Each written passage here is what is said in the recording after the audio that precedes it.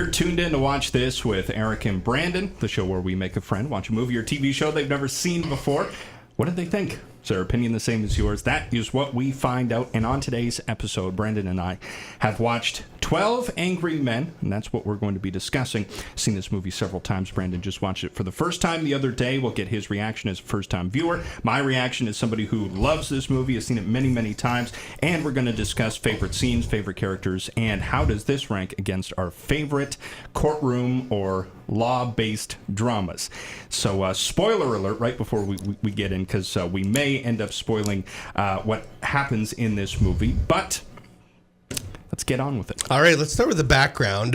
Movie was released back in 1957, now written by Reginald Rose, and it was the film directing debut of Sidney Lumet, and it's got a great cast of characters. Martin Balsam, who's one of your favorites that you've mentioned, and we talked about him in St. Elmo's Fire. That's right, Billy from the Roof. Billy from the Roof, yeah. So he's in that. He's juror number 1. John Fielder, juror number 2. Lee J. Cobb was juror number 3. E.G. Marshall, juror number 4. Jack Klugman, or Klugman, as juror number 5. Edward Binns, juror number 6. Jack Warden was juror number 7. Henry Fonda was juror number 8. He's really the star of the movie, the star of the show. Joseph Sweeney, juror number 9. Ed Begley is juror number 10. George Voskovec as juror 11. And Robert Weber as juror number 12. Those are the 12 Angry Men right there. This was originally actually produced for TV. You mentioned it was written by Reginald Rose, and it was done originally in 1954. It aired on CBS's Studio One, and then eventually they did make a remake of the movie in 1997.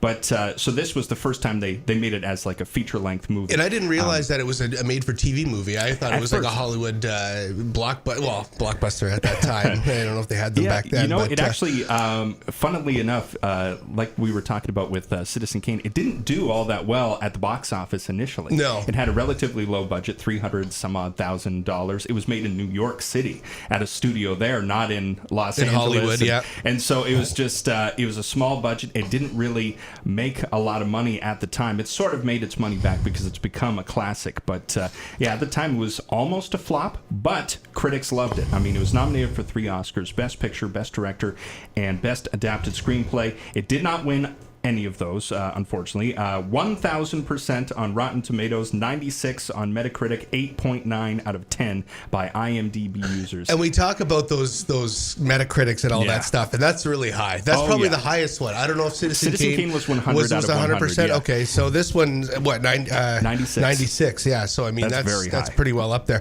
It was number 87 on AFI's list of the top 100 movies, and number 2 on their list of the best courtroom dramas. Right. So, and again, high accolades there. Constantly ranked amongst the best movies, really, of all time. Yeah. And in 2007, was selected for preservation in the United States National Film Registry by the Library of Congress for being culturally, historically, or aesthetically significant, and it certainly deserves that. And that was like our last movie, Two Boys in the Hood, same thing. It was picked for that as well. So. And very interesting. The difference between these two movies. Totally different movies. And yet both honored in the exact same way, which is pretty special.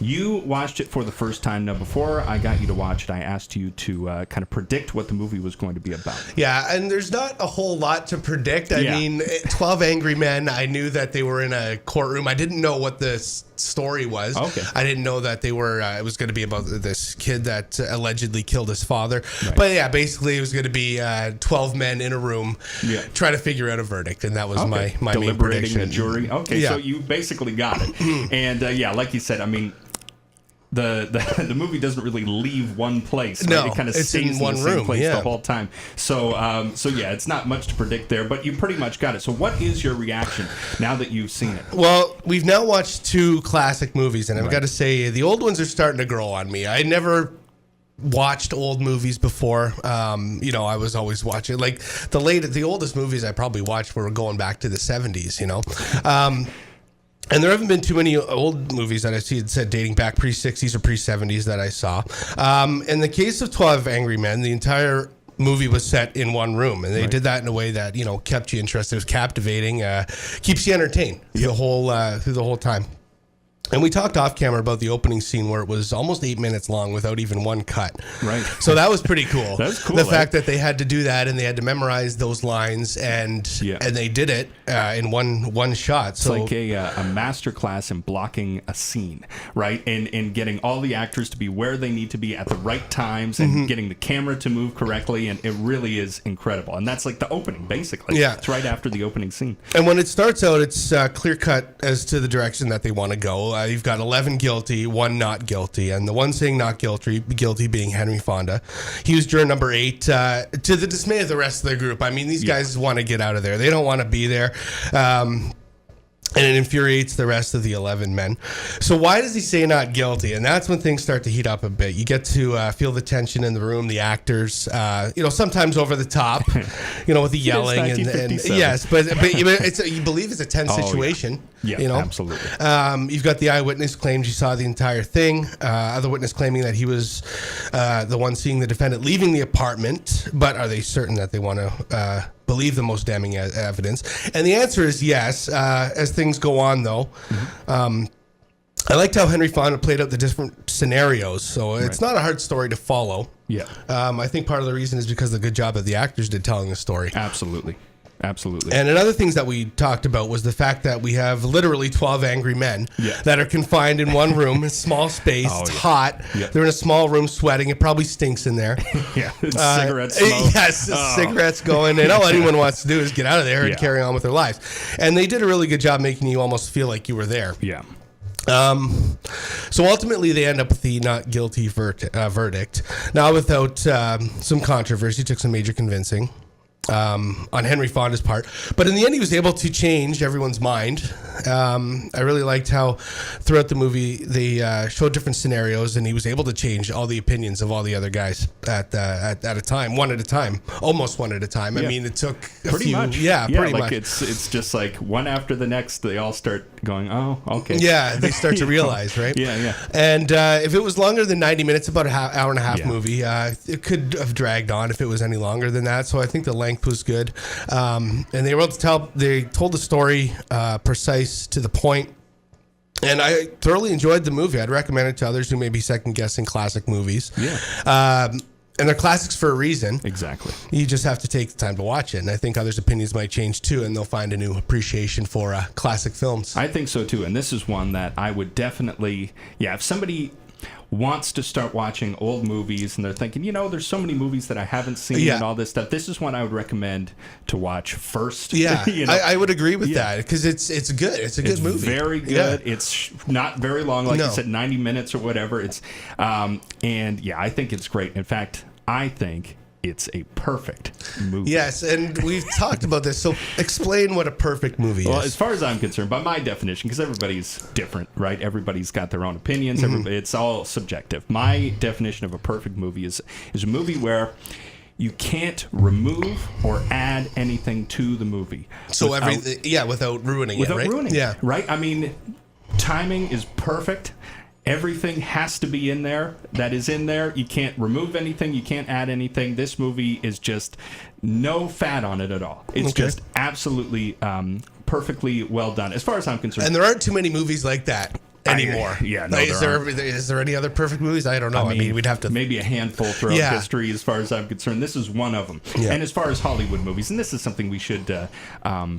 just remind ourselves of and remind everybody of, is that we are talking about Hollywood movies here. We don't watch a lot of foreign movies and stuff, and maybe that makes us hypocrites for talking about movies in this kind of way, but this is we're talking about Hollywood movies here. And now my reaction, I've seen this a few times now, and I've always loved this movie, and the acting is fantastic in this movie, and I think one of the reasons why is because of the way they shot it.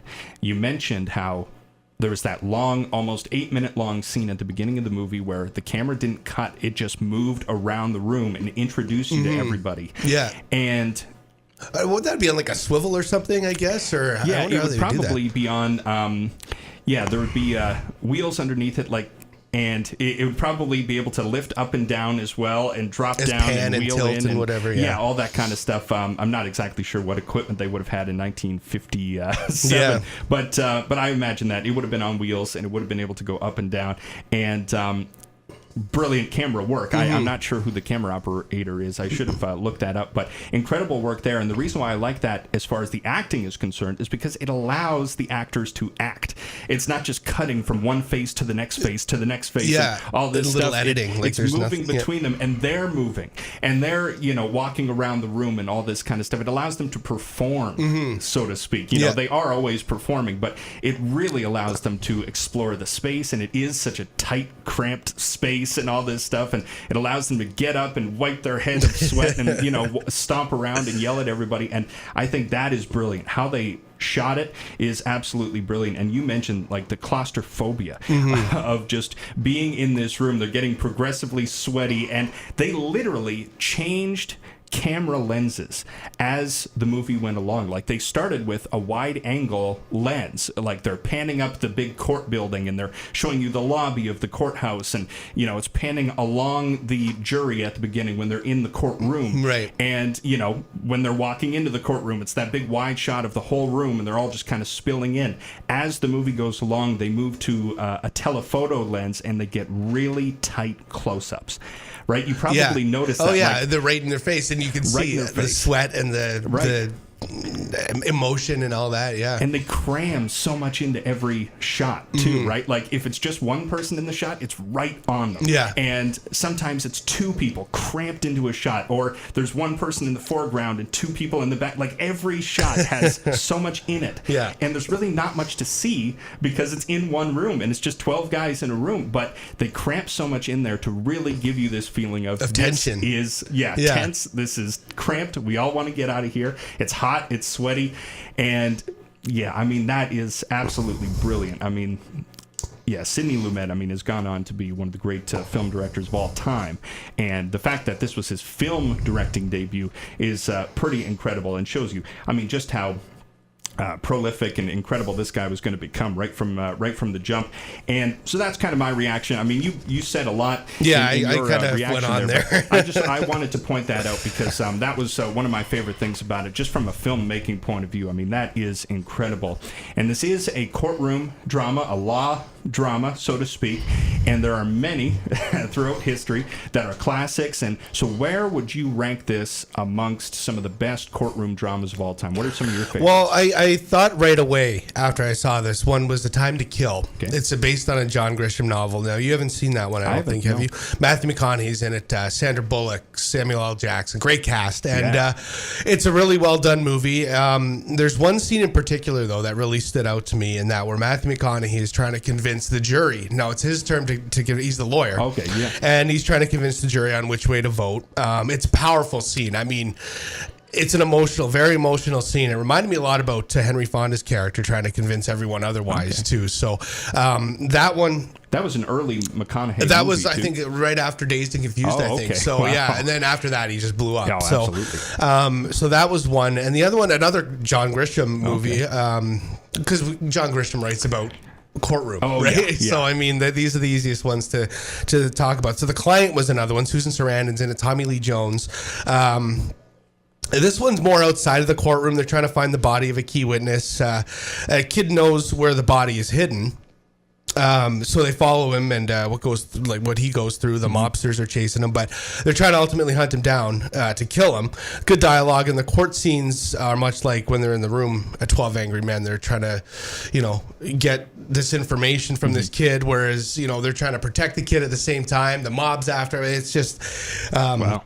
It's a crazy movie. But there's a lot of examples, but those two are the ones that stand out to me when you think about it. More modern movies probably take a lot from the classic films too. Absolutely. When it comes to how it's presented, written, acted, and so on. So. Absolutely. I would imagine most courtroom and law dramas these days probably look to 12 Angry Men and maybe To Kill a Mockingbird as being the two examples. I haven't seen To Kill a Mockingbird.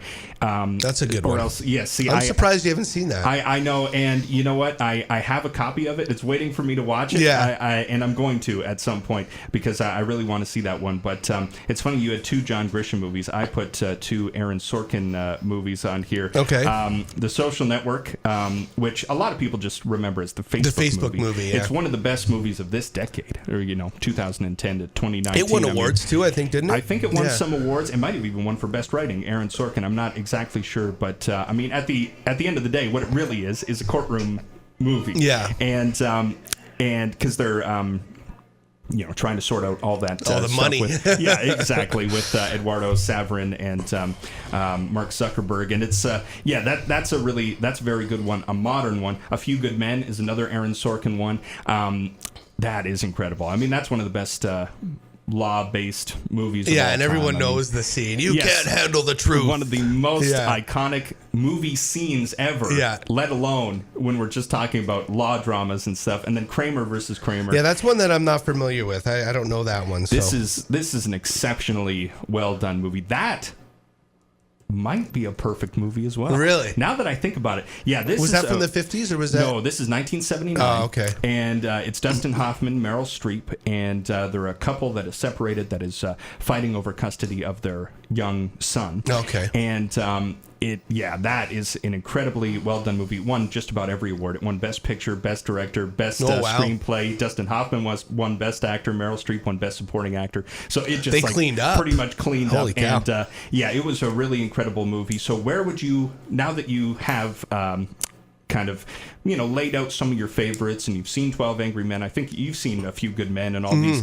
so where would you rank it among your favorite law-based movies? I would put it in, well, I think The Time to Kill was probably one of my favorites. Okay. But yeah, I mean,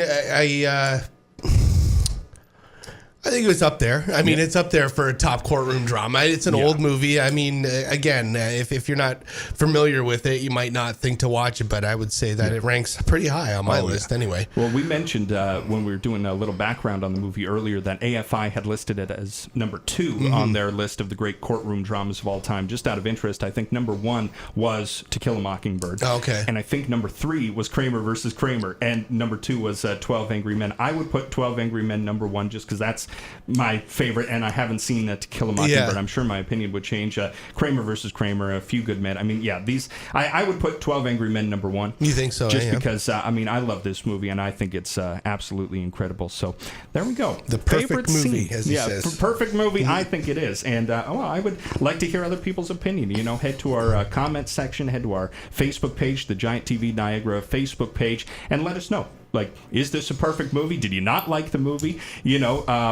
What are your opinions on it? We always, of course, love to hear from you. So let's talk about our favorite scenes now. Yeah, I've got a few. The first one being early on in the movie when they're talking about the switchblade. They bring it in from the evidence, and they think it's a unique knife. Right. And only to find out that you can pick it up at pretty much any store for $6. Yeah. So all of a sudden right there, the illusion is dashed that...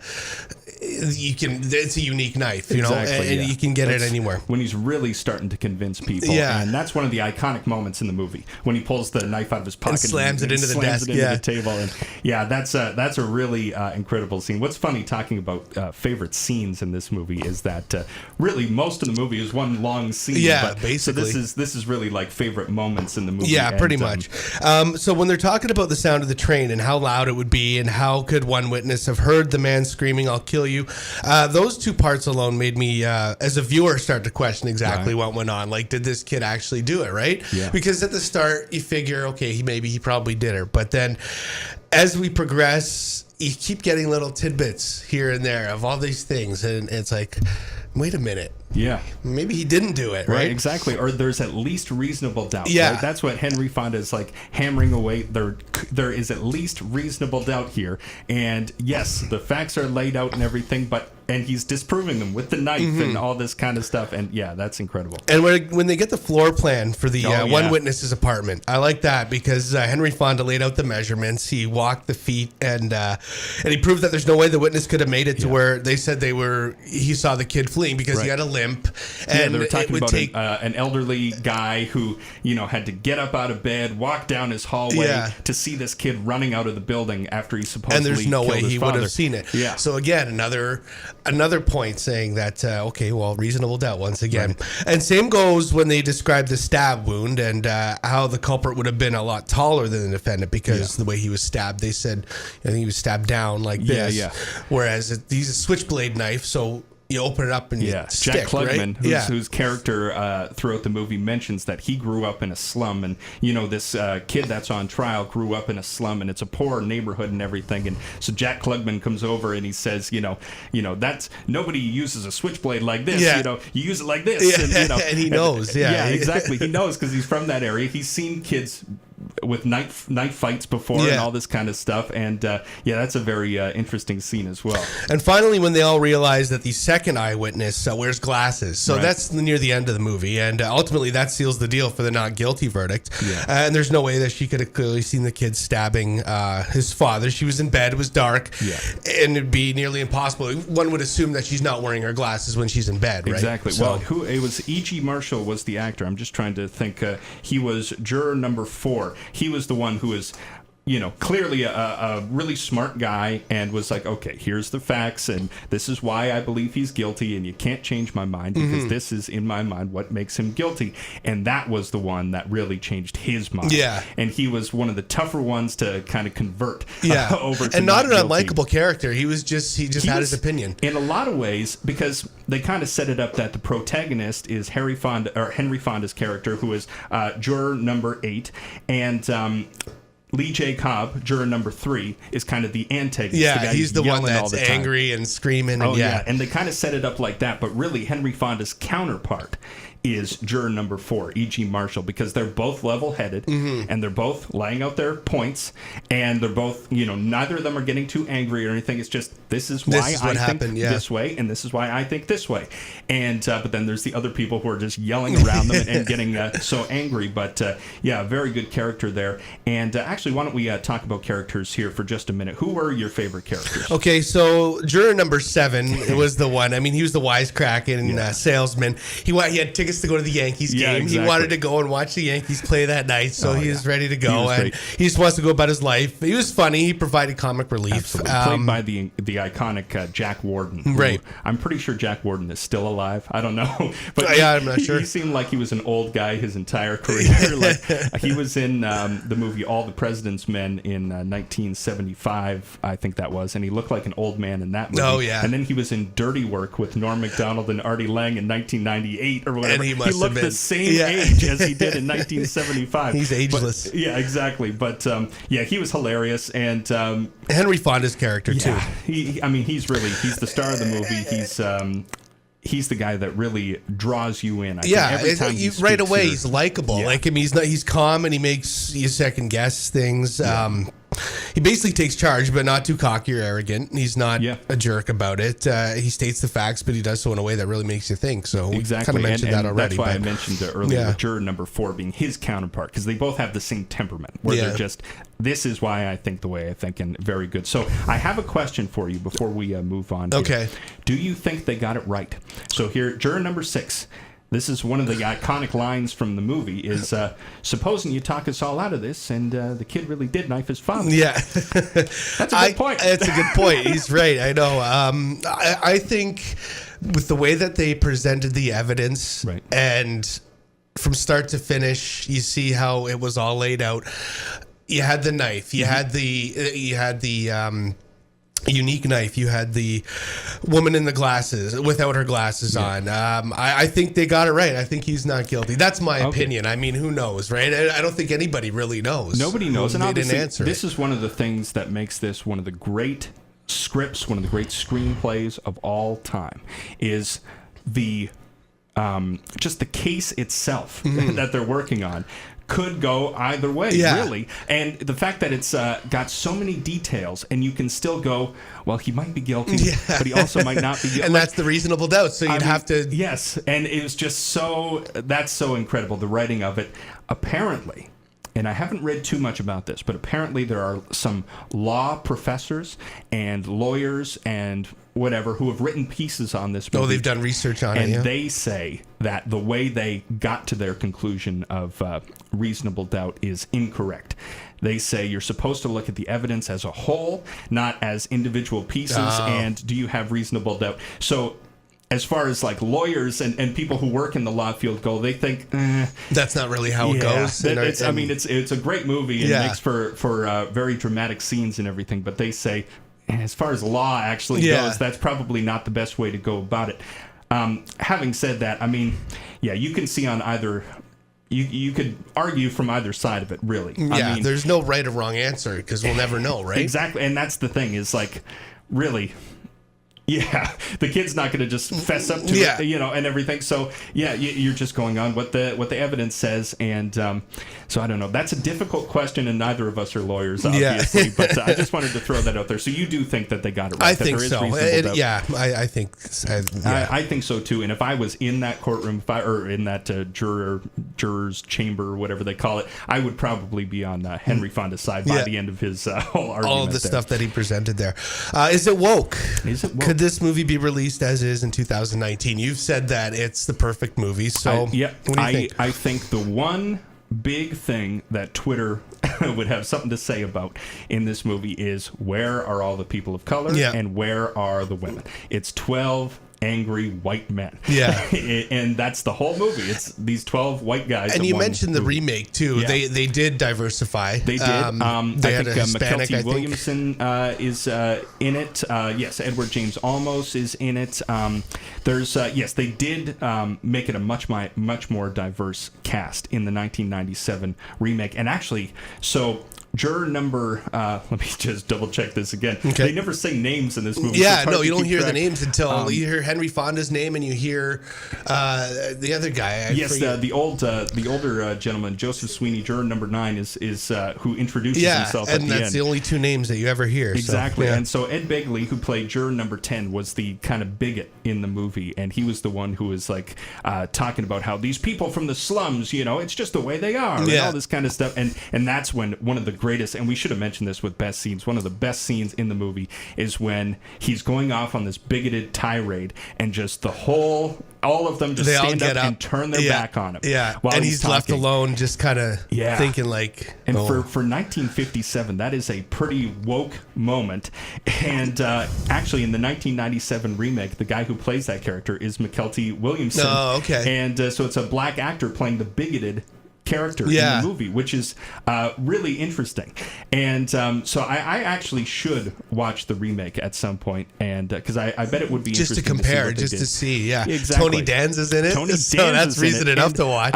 James Gandolfini is in it. I mean, the cast is pretty good cast. Absolutely incredible, and we're missing a number of people. Yeah, I'd be interested to watch that. I think Jack Lemmon plays Henry Fonda. Plays the Henry Fonda character. I think the great George C. Scott plays the Lee J. Cobb yelling angry juror number 3 character. So, I mean, the cast is absolutely incredible in that movie. So I got to watch it at some point. So they do make it a more diverse movie when they do the remake. So that is the one thing that I think Twitter would comment on. Also, there's a lot of talk about beating kids. You know, this kid would never, if he was my kid, he would never reach this point because I would smack him down and all this.